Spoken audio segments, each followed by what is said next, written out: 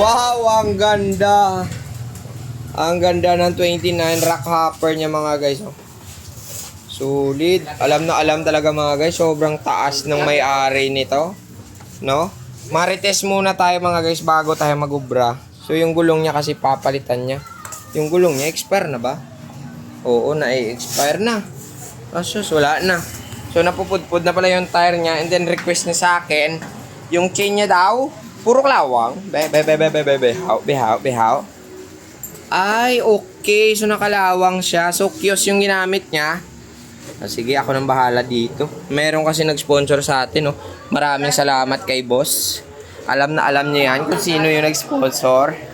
Diba? So kailangan mga guys, linisan tang kanina, magkabit tayo ng kanyang tire. Ay, wait lang. Ano ba yung tire na binili niya? Hala. Mamahalin yung ripota. Guma, Miscal, Vittoria Miscal. So meron pa dito isa. Ayun, bilisan mo lumabas. So ayun mga guys, oh. Siya, 29 2.1, yung isa ganun din ba? Oo, 2.1 din. Meron siyang dala dito. Ito yung crank defender. So dito yung nilalagay para hindi magasgas. Meron siyang dry lube na kasama. Meron siyang bagong grip, syempre. Loam grip niya siya, extra large. And then yung request niya sa akin, yung pedal daw niya, yun po talaga ay na. Ay gali nagbakal sa bag ko. Ay aragay. Kulay pa lang, quality. Huwag na natin sabihin yung presyo, no? Search nyo na lang. So kabit muna natin mga guys, pakita tapos inyo dagwaya karon. Let's go. So yung pedal, dito yung paigpit, dito yung patanggal. O sa mga wala kabate, dire pa kadtong palubado na. Ganon din sa kabila dito. Tingnan mo dito, dali. Dapat yung formahan ng ating pagtanggal pag ganun para may puwersa. So, di ba? Or lumuwag. Patalikod lahat yung paluwag. Pero pag butong bracket, patalikod, 5 feet yan. Balis ka na sila. Kaya. So, ari guys, tanggalon muna nato ng iyang kadina. Si Boy Lubla ka nakatukada. Asaw. Oh, ayan. Sige, hawakan mo dito. Para pumisik. Yung RD ha. Sige ba? Nan. Nice one, boy. Ay. Nice na. Tanggal na. Ito yung ikakabit natin yung crank defender, guys. So, magkabit ka mo gani. Dito yung malaki sa labas, ha.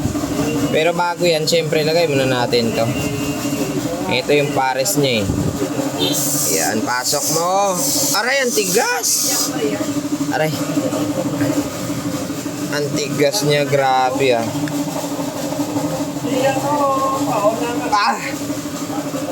So, hindi ko na lang pinilit yung isa. Ito na lang yung isa, guys, oh. Nan. Kasi sobrang tigas ng isa, baka mabitas, oh. Sabihan ko na lang si boss mamaya. Pero maganda rin naman tingnan, di ba? Lang. Oh, maganda rin naman tingnan. So, maglalagay lang tayo ng konting pampadanlog sa ating pedal para kung magpasok tayo, syempre suabe, di ba? Wait lang. Tutok natin, ha. Ara na, natawa. Yun, kinakamay muna bago humigpit, di ba? Na, dilatibay.